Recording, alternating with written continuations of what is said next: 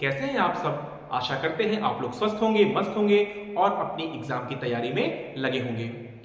प्राचीन इतिहास BA third semester की एक और नई कक्षा में आप सभी का हार्दिक स्वागत है। और आज की जो हमारी कक्षा है वो क्या है? चौहान वंश। जैसा कि मैंने आपको सिलेबस में बताया हुआ है, तो उस हिसाब से आज का जो हमारा टॉपिक होगा, आज का जो हमारा विषय है वो क्या है? चौहान वंश। आज हम चौहान वंश के बारे में चर्चा करेंगे। साथियों, मैं आपको बताना चाहूंगा कि इसमें एक ऐसा शासक हुआ है जिसका नाम आप किसी ना किसी रूप में इसके पहले भी सुन चुके होंगे। क्यों? क्योंकि उसका नाम कहानियों कविताओं के माध्यम से हम लगातार सुनते चले आ रहे हैं। और उसका नाम क्या होगा? क्या आप गेस कर पा रहे हैं? हाँ, बिल्कुल सही है। उसका नाम है पृथ्वीराज चौहान। क्या नाम है? पृथ्वीराज चौहान। उसका नाम हमने कई बार सुन रखा हुआ है कि कैसे जो है वो भारत की जो गरिमा है उसको बढ़ाने का काम करता है। तो उन सभी गतिविधियों की उसके द्वारा क्या क्या काम किए गए हैं जो ऐसा उसको इतिहास में प्रसिद्ध करने का काम करता है, तो उन सभी गतिविधियों को हम अपने इस पूरे क्लास में देखने का काम करेंगे। तो हम चर्चा करते हैं चौहान वंश की। तो बने रहिएगा वीडियो में, पूरा वीडियो अंत तक जरूर देखिएगा, ठीक है? तो हम चर्चा किसकी करते हैं? चौहान वंश की। अब हम बात करते हैं सबसे पहले इसके स्रोत की। तो इसके स्रोत में क्या क्या हम उल्लेख कर सकते हैं? एक है विग्रहराज द्वितीय का विग्रहराज द्वितीय का हर्ष प्रस्तर अभिलेख। क्या है? विग्रहराज द्वितीय का हर्ष प्रस्तर अभिलेख। दूसरा हम कह सकते हैं कि सोमेश्वर का हम कह सकते हैं सोमेश्वर का बिजौलिया प्रस्तर अभिलेख। सोमेश्वर का बिजौलिया प्रस्तर अभिलेख। और हम क्या चर्चा कर सकते हैं कि जयानक की पृथ्वीराज विजय। और हम क्या कह सकते हैं? चंद बरदाई की पृथ्वीराज रासो। क्या है? पृथ्वीराज रासो। ठीक है, तो ये कुछ स्रोत हैं जिनके माध्यम से हमको चौहान वंश के विषय में जानकारी प्राप्त होती है। चलिए आगे बढ़ते हैं और हम थोड़ा सा देखने का काम करते हैं कि चौहान वंश भारत की किस क्षेत्र में स्थित था, कहां पर इसका लोकेशन था, कहां पर इसकी अवस्थिति थी। तो अपने मैप के माध्यम से हम इसको जानने का काम करते हैं। तो जल्दी से हम मैप बनाते हैं ताकि आपको हम समझा पाए कि जो चौहान वंश है उसने कहां पर शासन किया, कहां से भारत की गरिमा को बढ़ाने का काम वह करता है। ठीक है,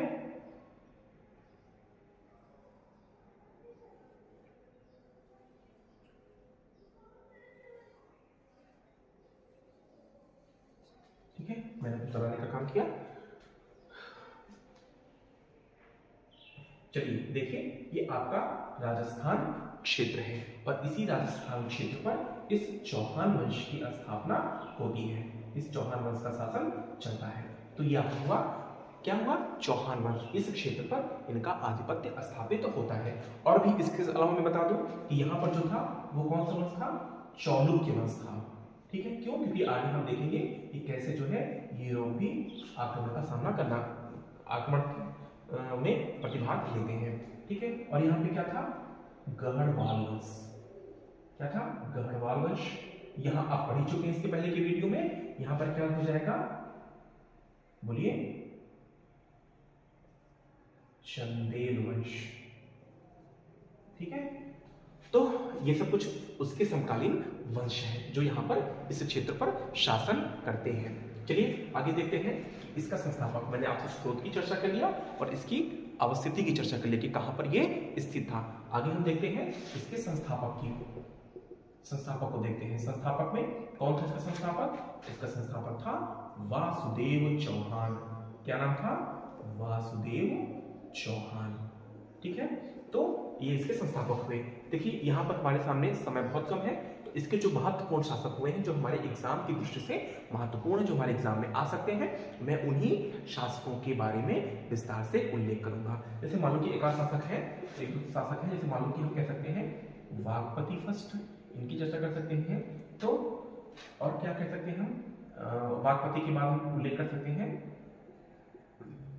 पृथ्वीराज फर्स्ट, और हम क्या कह सकते हैं, हम चर्चा कर सकते हैं अर्णोराज की चर्चा कर सकते हैं।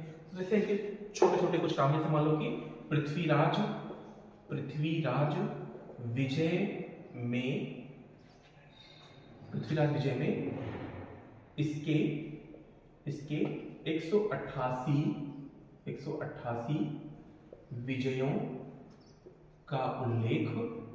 188 विजयों का उल्लेख मिलता है। ठीक है, इसका क्या कह सकते हैं कि इसने महाराजाधिराज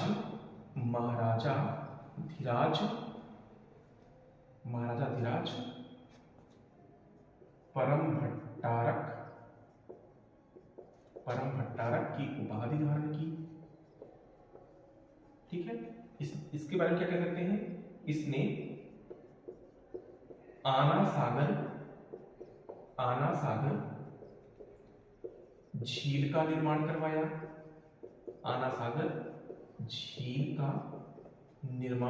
करवाया। ठीक है, तो ऐसे कुछ छोटे छोटे तथ्य हैं जो इनसे संबंधित हैं। तो यहां पर हम समय को और अधिक न गंवाते हुए सीधे अपने उस शासक पे आते हैं जो हमारे एग्जाम की दृष्टि से महत्वपूर्ण है। तो इसका स्क्रीनशॉट आप ले लीजिएगा। हम बढ़ते हैं अपने आगे के शासक पर। ठीक है, चलिए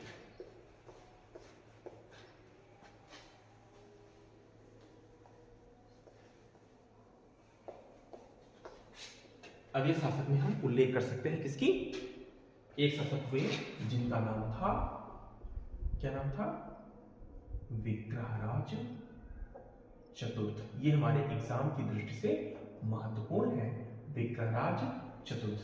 ठीक है, तो इनसे संबंधित जो महत्वपूर्ण तथ्य होंगे उनको हम एक एक करके देखने का काम करेंगे। ठीक है, तो लेते हैं पहला तथ्य जो है कि इसे इतिहास में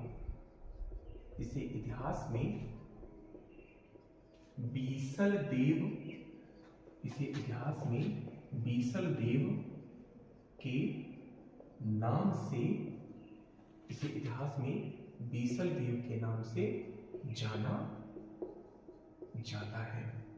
ठीक है, मतलब इसका नाम क्या था, बीसल देव भी एक नाम था, ये इसका जो फेमस नाम है। ठीक है, यह इस वंश का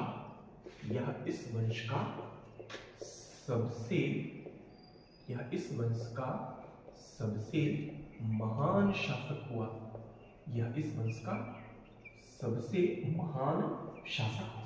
ठीक है, अगर हम इसके विजयों की चर्चा करें, इसकी विजय क्या क्या थी। ठीक है, तो हम कह सकते हैं पहले विजय में म्लेच्छों पर विजय, मतलब जो बाहरी आक्रांता थे, जो विदेशी आक्रांता थे, है ना, उनको ये परास्त करने, म्लेच्छ मतलब एक जाति के रूप में थी, उनको परास्त करने में सफलता प्राप्त की। तो हम कह सकते हैं कि म्लेच्छों पर विजय। ठीक है, और क्या कह सकते हैं,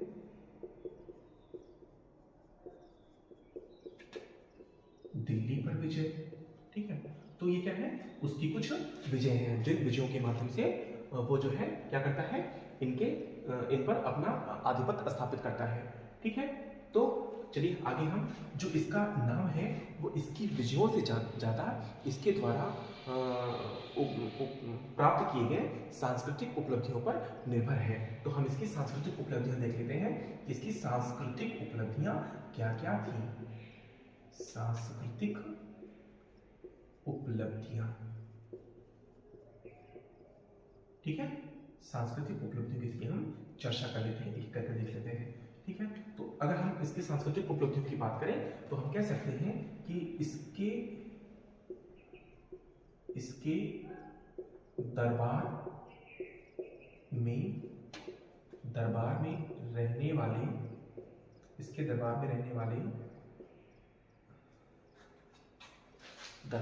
वाले दरबारी कवि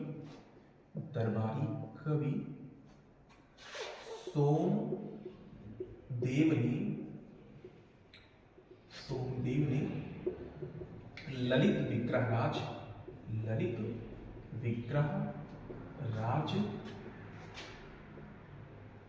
विग्रहराज ग्रंथ की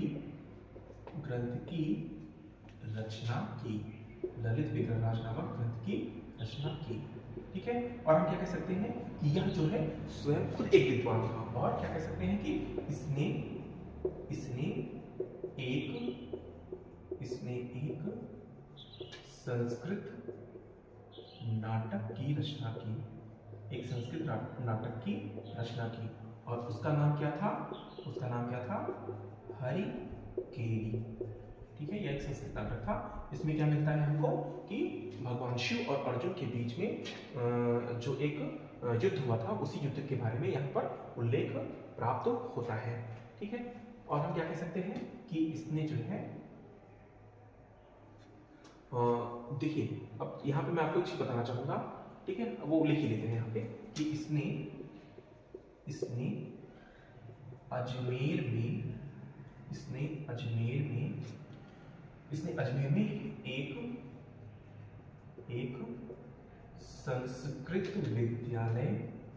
एक संस्कृत विद्यालय की स्थापना की। इसने अजमेर में एक संस्कृत विद्यालय की स्थापना की।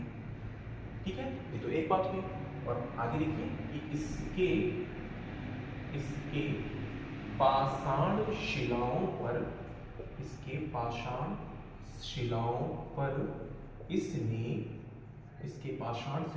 इसने क्या किया? ये जो दो ग्रंथ हैं, एक है क्या? ललित विग्रहराज एवं हरिकेल ग्रंथ के कुछ अंश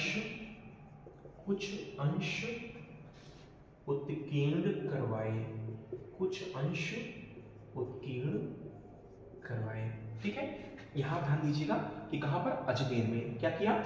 एक संस्कृत विद्यालय की स्थापना किया, और इसकी पाषाण शिलाओं पर जो उसके द्वारा लिखित नाटक थे हरिकेली, और उसके अलावा जो ललित विग्रहराज नाटक था, जो ग्रंथ था, उससे संबंधित तथ्य जो है, कुछ बातें जो है, उसके पाषाण शिलाओं पर वहां पर उत्कीर्ण करवाए। और आपको मैं एक रोचक जानकारी बताना चाहूंगा कि यही वो संस्कृत विद्यालय है जिस पर बाद में जब मुस्लिम आधिपत्य स्थापित होता है भारत में, मतलब कुतुबुद्दीन ऐबक का, तो इसी इमारत को तोड़कर वह आनन फानन में क्या करता है?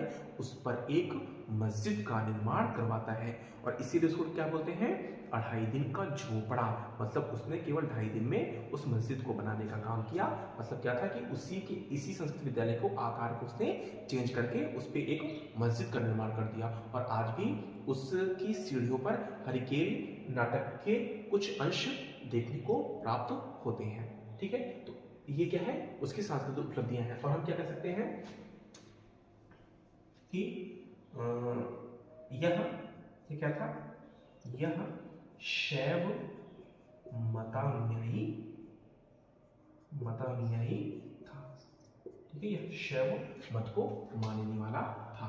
तो इसके बारे में है कि इसी इतिहास में बीसल देव के नाम से जाना जाता था, या इस वर्ष का सबसे महत्वपूर्ण शासक हुआ। इसी कुछ महत्वपूर्ण विजय हैं, लिच्छम पर विजय है, दिल्ली पर विजय है। सांस्कृतिक उपलब्धियां में इसकी ज़्यादा महत्वपूर्ण है, क्योंकि इसके दरबार में जो भी ये दरबारी कवि सोमदेव हुए, यह इसको प्रसिद्ध करने का काम करते हैं, और खुद भी यहाँ एक नाटक की रचना करते हैं, जिससे वह और भी अधिक प्रसिद्ध हो जाता है। ठीक है, तो ये हुआ विग्रह चतुर्थी से संबंधित कुछ तथ्य। आगे हम एक और महत्वपूर्ण शासक की चर्चा करते हैं, और जिसका नाम क्या है? पता ही आपको होगा।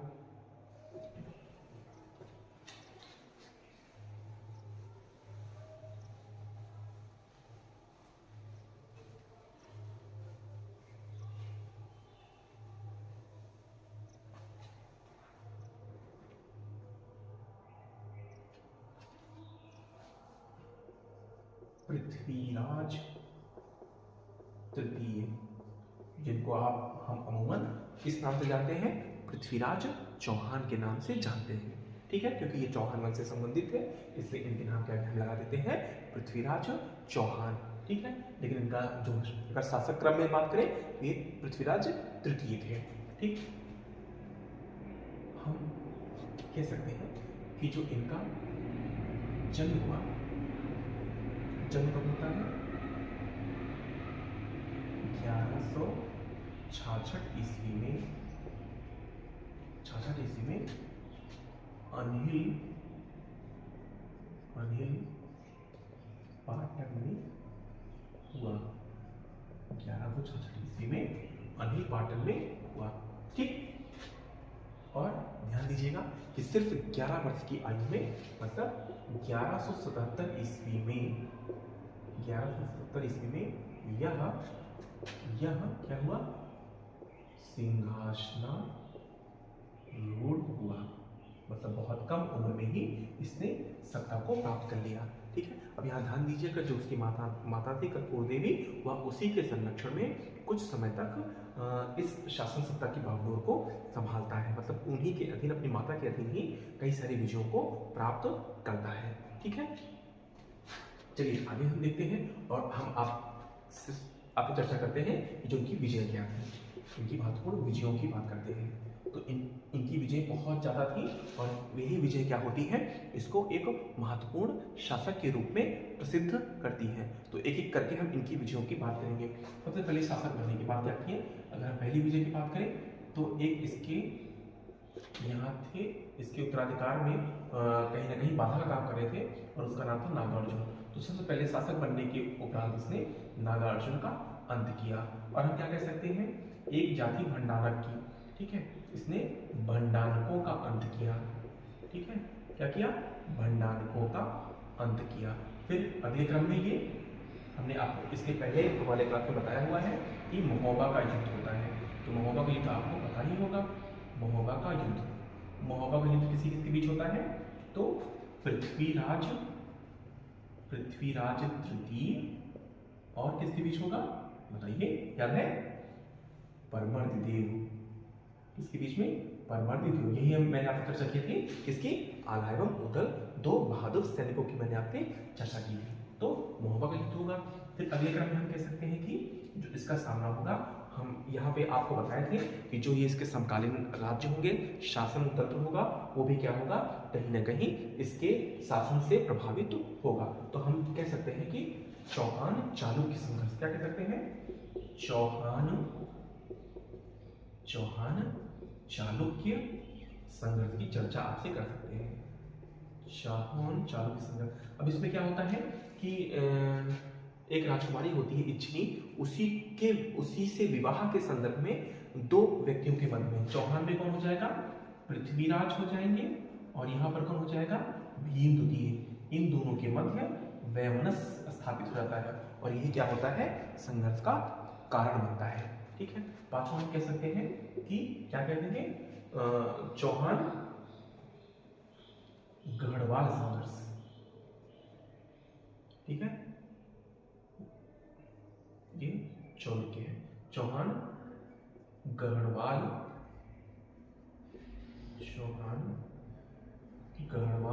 संघर्ष। ठीक है, चौहान गढ़वाल।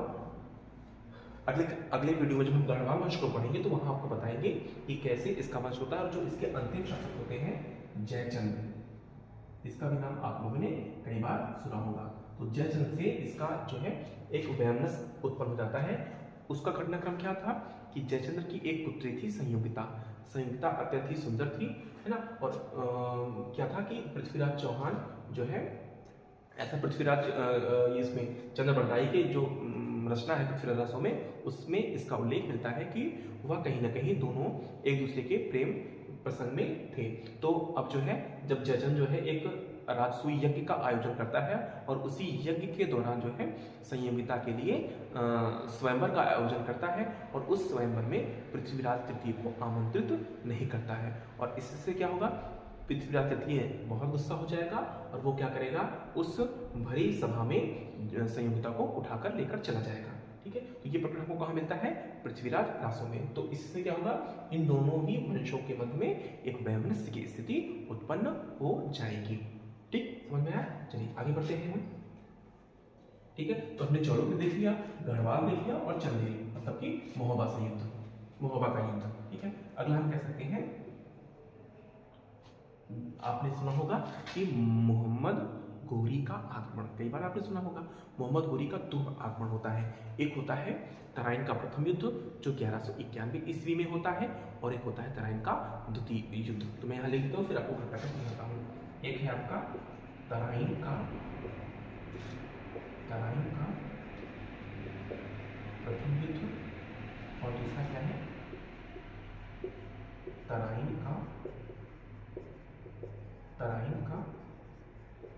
द्वितीय युद्ध।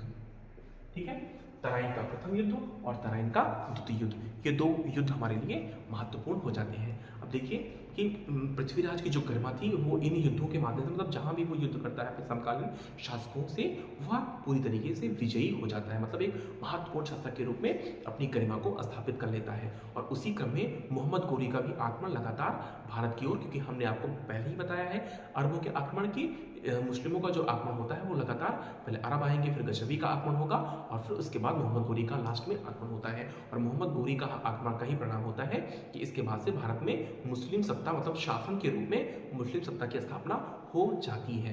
तो उसी क्रम में मोहम्मद गोरी भी क्या कर रहा था, भारत की शासन सत्ता में अपने आप को मजबूत बनाने का काम करता है, और वो लगातार आक्रमण करता रहता है।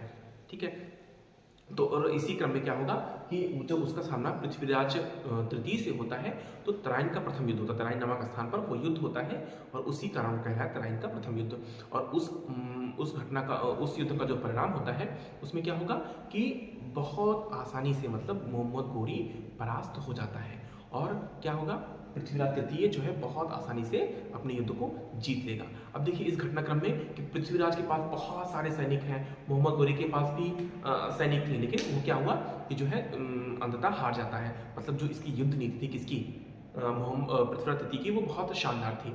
अब देखिए यहाँ मोहम्मद गोरी हार जाता है। अब यहाँ पर आपके लिए भी एक मोटिवेशन बनता है कि क्या हारने के बाद बैठ जाना उचित होता है, कि हारने के बाद पुनः प्रयास करना जरूरी हो जाता है। अब यहाँ पर भले ही हमको क्या मोहम्मद गोरी से एक सीख मिलती है कि यदि आप युद्ध हार चुके हो तो उस हारने का शोक मत मनाओ।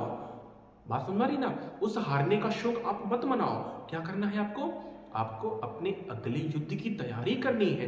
अपने अगले जो आपका, मान लो आपके युद्ध क्या है, आपका एग्जाम, आपका युद्ध है, तो आप क्या करोगे, उस एग्जाम की तैयारी में अपने आप को और मजबूत बनाने का काम करोगे। और दूसरी गलती क्या हुई बताइए आप, पृथ्वीराज तृतीय ने गलती की। क्या गलती किया उसने, कि वह जो है युद्ध जीतने के बाद खुशियां मनाने लगा।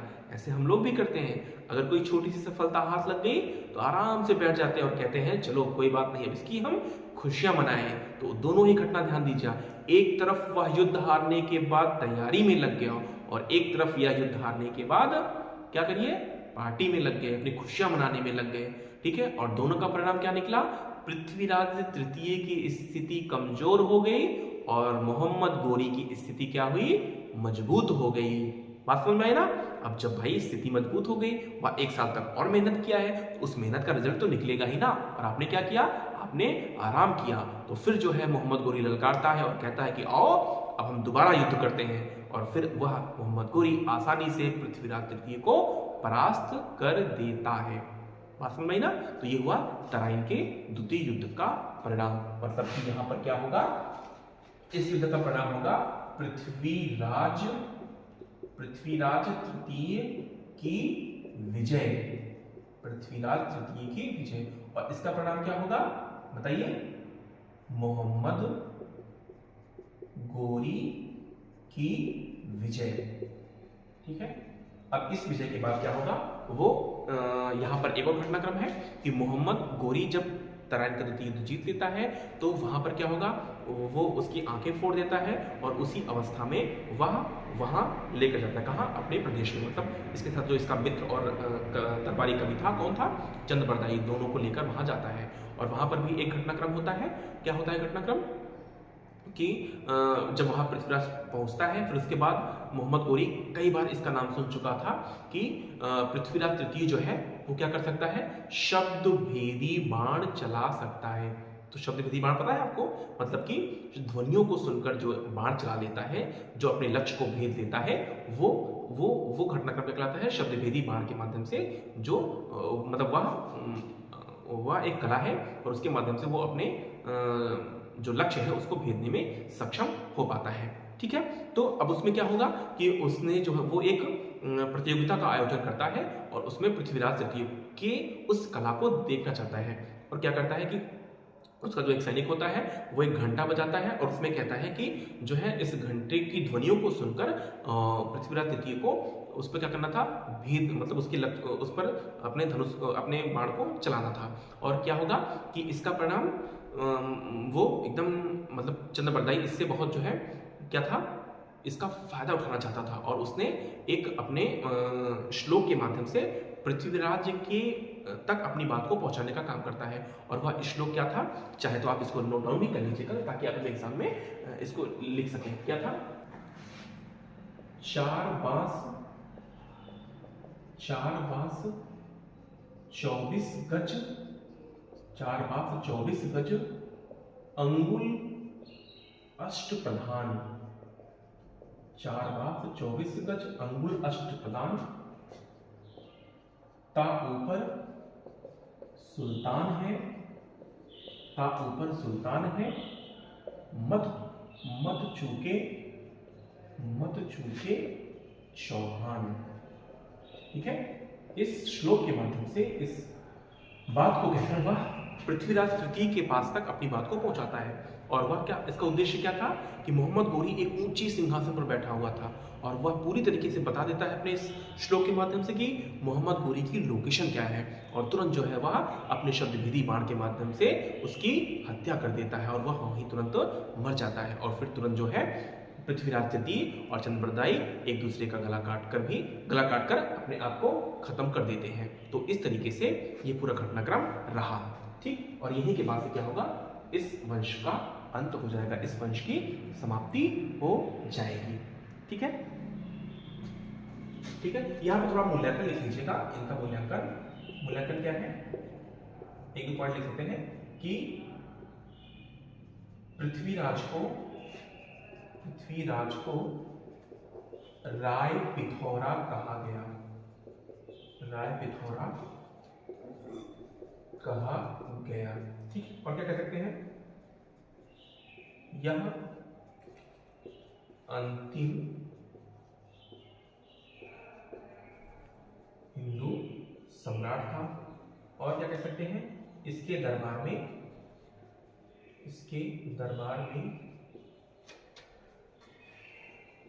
जयानक रहता था जिसने पृथ्वीराज विजय की रचना की, पृथ्वीराज विजय की रचना की। ठीक है, और क्या कह सकते हैं कि इसका राजकवि चंद्रबरदाई था